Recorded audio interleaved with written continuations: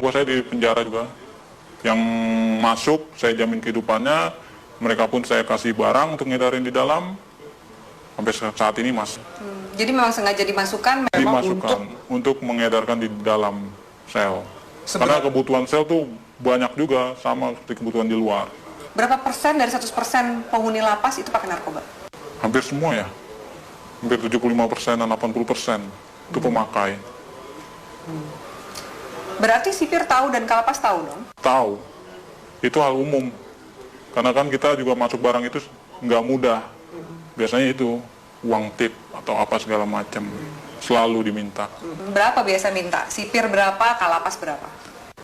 Ya nominalnya masih jutaan ya, belum ratusan juta. Masih jutaan. Misalnya jutaan, sipir tuh dapat berapa sih? Sipir sebulan bisa dapat 5 juta, 7 juta. Tergantung kita bawa masuk barangnya berapa banyak. Oh barangnya sekian, ya tinggal di itu aja proses. Kalau kalapas dapat berapa sih? Kalapas dia puluhan juta. Yang paling banyak demand-nya itu di penjara mana? Cipinang. Lebih banyak dia bandarnya. Salah satunya banyak kan anak buah saya selama ini yang ketangkep di mana, mereka di dalam ya saya tanggung semuanya. Dia di dalam, hidup keluarganya di luar, saya tanggung semua. Oke. Sampai dia keluar. Sampai dia keluar. Secanggih apa sih bisa ngatur peredaran narkoba Iya. di dalam penjara? Alat-alat mereka canggih dong? Canggih. Mereka alat-alatnya lebih canggih dari pemerintah Indonesia sendiri ya. Masa? Iya. Secanggih apa? Dari mulai telepon, mereka pakai satelit, langsung tembus satelit. Tidak ada lagi lewat operator-operator Indonesia. Mereka semua pakai satelit. Jadi nggak bisa disadap. Nggak bisa disadap. Sangat sulit untuk disadap. Tidak akan ada habisnya Indonesia. Karena Indonesia target terbesar di Asia untuk peredaran. Untuk peredaran. Kenapa Indonesia jadi target? Karena demand yang begitu besar. Demand yang begitu besar. Keuntungannya juga besar. Hukumannya juga ringan. Soal hukuman. Iya. Ringan, berarti nggak mungkin bikin jera. Apa sih yang bikin jera? Aparatnya? Dari mana sih kemudian kalau misalnya mau ngabisin ini gitu? Dari mana sih? Biasanya kalau main di hakim itu buat main hukuman. Peringanan hukuman, segala macam. Anda bayar? Saya bayar. Dalam bentuk uang atau dalam bentuk barang juga Anda kasih? Uang, biasanya uang. Mereka hanya uang. Kadang barang tergantung hakim. Hakim maunya apa ya kita kasih. Banyak klien Anda yang hakim yang make juga? Ada banyak. Ada 10 orang ada. Bagaimana Anda menggunakan uang yang luar biasa banyak ini? Biasanya Anda menghabiskan untuk apa? Biasanya saya habisin buat pesta-pesta aja. Pesta, saya beli barang, segala macam apa, kebutuhan. Kebutuhan dalam arti ya saya lihat orang-orang kaum-kaum yang kurang mampu juga sebenarnya saya kasih. Beramal juga? Beramal. Tapi kan dari duit seperti itu, duit haram, duit panas. Ya, istilah kata buang sial. Kalau di kalangan ini buang sial, harus. Anda nggak takut ketangkep? Enggak. Karena saya percaya, saya di dalam pun saya dijamin. Dan keluar pun masih ada tempat buat saya. Kecuali hukuman mati ya, mungkin banyak yang kapok. Susah nggak sih keluar dari jaringan ini? Sangat sulit. Karena semuanya itu sudah terpantau oleh bos. Kita pun juga nggak tahu kan anak buah bos seberapa banyak. Yang kita tahu kan hanya segelintir orang yang saya percaya ada 30 orang.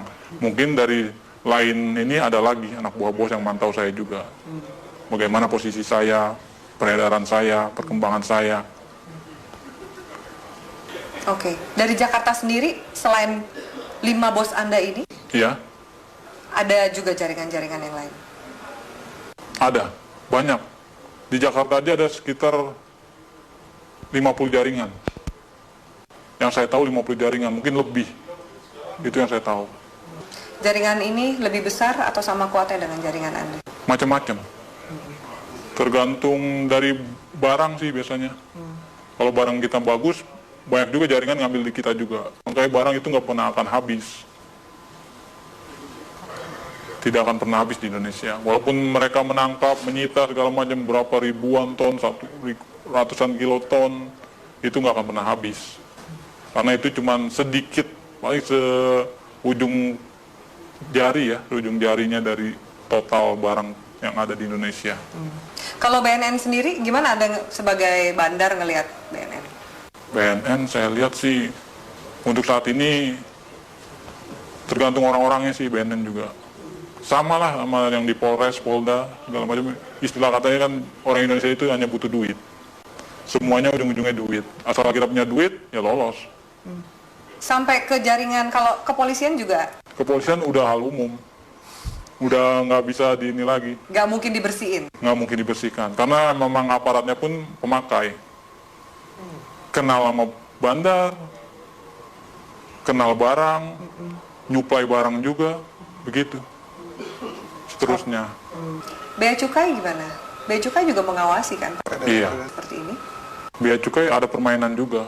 Maka kita di Bea Cukai itu ada sekitar 5 orang kita pegang di sana. Untuk tiap ininya.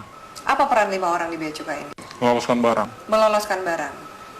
Jadi ada pengiriman juga. Pengiriman barang, pengeluaran keluar barang, itu semua lewat dari mereka ini, 5 orang ini. Oke. Anda punya berapa rekening? Ada 10 lebih. 10 lebih. Kurang lebih satu rekening isinya berapa sih? Tergantung ya, ada yang 1 miliar, ada yang 800, ada yang 750. Paling kecil ya sekitar 250 juta. Anda nggak takut kelacak oleh PPATK nih? Wah, enggak ya, itu nama rekeningnya udah beda-beda. Ada panggilan untuk berhenti dari dunia hitam ini? Belum ada. Saya masih menikmati sampai sekarang karena keuntungannya lumayan. Bukan lumayan lagi ya, mungkin kalau Mbak sendiri mungkin akan tergiur dengan hasilnya. Yakin kamu? Yakin sekali. Masa? Iya, benar. Belum ada panggilan untuk tobat berarti? Belum. Masih menikmati. Mau sampai kapan? Sampai seterusnya mungkin ya. Sampai tunggu panggilan. Orang tua Anda nggak curiga? Tidak ada yang tahu. Teman-teman kecil pun nggak ada yang tahu. Semuanya saya dan kawan saya yang baik saya kenal saja tahu. Apa enaknya punya uang banyak tapi harus bersikap seperti biasa-biasa dan sembunyi dari semua orang? Itu ya konsekuensi. Karena kalau kita terlalu vulgar pun orang akan mencolok. Ini anak kerjanya apa tapi menghasilkan segala macam, itu malah bakal menimbulkan kecurigaan. Baik dari orang tua, saudara, bahkan lain-lainnya bakalan imbasnya ya penyelidikan dan penangkapan. Apakah jaringan narkoba ini juga masuk ke istana?